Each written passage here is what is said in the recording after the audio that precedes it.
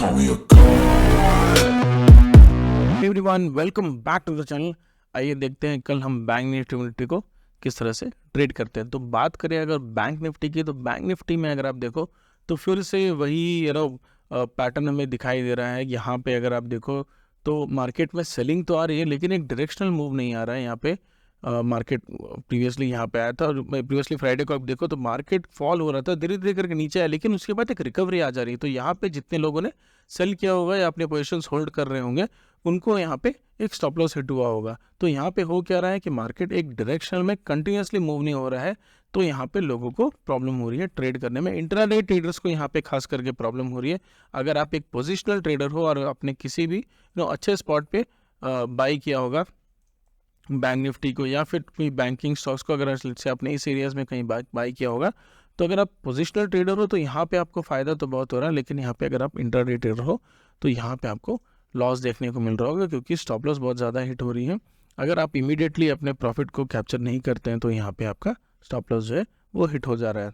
तो कल हम किस तरह से ट्रेड कर सकते हैं?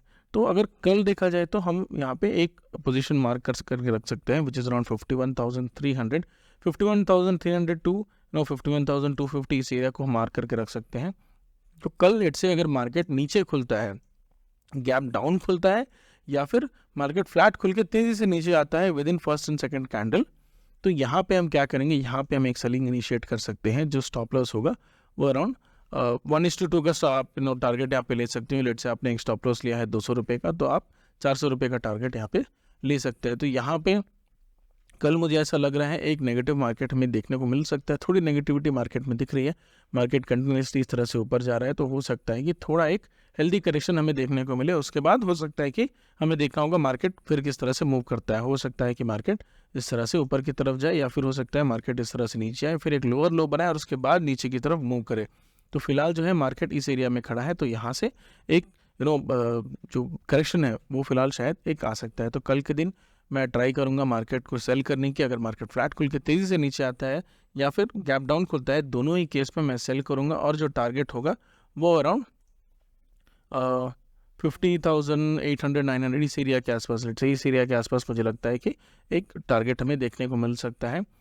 600-700 पॉइंट का इजी टारगेट हमें देखने को मिल सकता है। 600-700 पॉइंट फिलहाल बैंक निफ्टी के लिए आजकल बहुत इजी हो गया है। पहले था कि बैंक निफ्टी 1000 पॉइंट मूव करने के लिए थोड़ा हमें सोचना पड़ता था, या फिर कि लास्ट कब उसने 1000 पॉइंट का मूव किया था। आजकल तो मुझे लगता है हफ्ते में एक बार तो 1000 पॉइंट का मूव दे ही दे रहा है बैंक निफ्टी।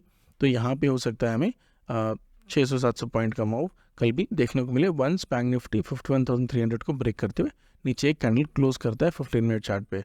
तो यहाँ पे कल अगर जैसे कि मैंने बताया गैप डाउन खुलता है या फिर फ्लैट खुल के तेज़ी से नीचे आता है, तो दोनों ही केस में हम ये ट्रेड लेंगे। लेकिन अगर लेट से मार्केट गैप अप खुलता है तो कल के दिन मैं ट्रेड अवॉइड करूंगा, क्योंकि यहाँ पे क्लियर पिक्चर नहीं है। अगर मार्केट यहाँ से इस तरह से सेलिंग के लिए भी आता है तो हो सकता है कि मार्केट में फिर से एक रिकवरी आ जाए। तो ये जो मूवमेंट है इसकी वजह से हमें बहुत सारे स्टॉप लॉस हिट हो रहे हैं। तो यहाँ पे मुझे नहीं लगता ट्रेड करना कोई यूज़फुल चीज़ है। यहाँ पे बेकार का स्टॉप लॉस ही दे रहा हूँ मैं।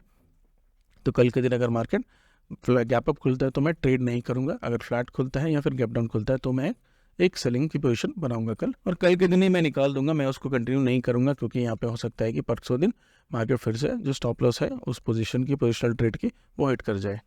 बात करते हैं अगर निफ्टी की, तो निफ्टी में अगर आप देखो तो निफ्टी थोड़ा वीक लग रहा है in comparison to bank Nifty.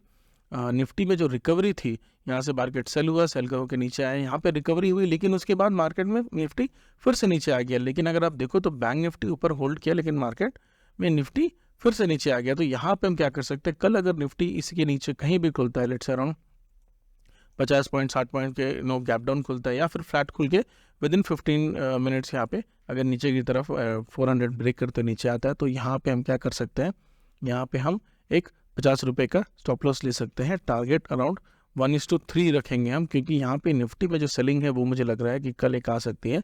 जो फिलहाल टारगेट है वो मुझे लगता है अराउंड 200-300 पॉइंट का होगा। बहुत बड़ा टारगेट यहाँ पे निफ्टी में है नहीं, लेकिन कल के दिन अगर मार्केट में अगर सेलिंग आती है निफ्टी में तो ज़रूर सेल करिएगा, क्योंकि हो सकता है कि निफ्टी थोड़ा वीक लग रहा है in comparison to bank Nifty. तो यहाँ पे मार्केट हो सकता है धीरे धीरे करके कंसोलिडेट हो और नीचे की तरफ आए। कल हो सकता है थोड़ी तेज़ी हमें देखने को मिले, लेकिन उसके बाद हमें ऑब्जर्व करना होगा कि मार्केट किस तरह से मूव कर रहा है।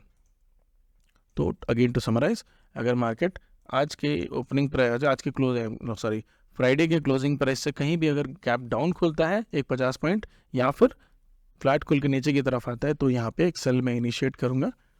टारगेट 1:3 होगा। लेट्स अगर मैंने 50 पॉइंट का स्टॉप लॉस लिया है तो मैं 150 पॉइंट का टारगेट लूँगा। अगर मार्केट गैप अप खुलता है तो सिमिलर टू बैंक निफ्टी यहाँ पे मैं ट्रेड अवॉइड करूँगा, क्योंकि फिलहाल बैंक निफ्टी दोनों ही में अगर फिलहाल में गैप अप खुलता है तो यहाँ पे जो है जो कन्फ्यूजन हो जाएगा मार्केट में, बहुत लोग फिर से सेलिंग के लिए आएंगे और बहुत लोग बाइंग के लिए भी यहाँ पे देखेंगे ये एक्सपेक्टेशंस में कि मार्केट फिर से ऑल टाइम हाई क्रॉस करेगा। तो यहाँ पे सेलर और बायर्स में हो सकता है एक फाइट होगी और यहाँ पे इस तरह के बड़े बड़े कैंडल्स हमें देखने को मिलेंगे जिसकी वजह से स्टॉप लॉस हिट होगा या फिर बहुत ज़्यादा फ्लक्चुएशन हो रही है मार्केट में। तो आई थिंक थोड़ा जो ट्रेड्स जिसमें आपको थोड़े डाउट है वो यहाँ नहीं करें, बिकॉज आपको क्लैरिटी नहीं होती। जब आपको भरोसा आता है अपने ट्रेड पे तो आप उसको होल्ड करके रखते हैं, जब आप थोड़े वो इनकन्वीनियंट होते हैं अपने ट्रेड से तो आई थिंक यहाँ पे हम ज़रूर कोई ऐसी मूव कर देते हैं जिसकी वजह से हमें ज़्यादा लॉस देखने को मिलता है। तो that is the overall predictions for the market tomorrow. अगर आपको इस तरह के वीडियोज़ अच्छे लगते हैं तो please do subscribe to the channel. Thank you.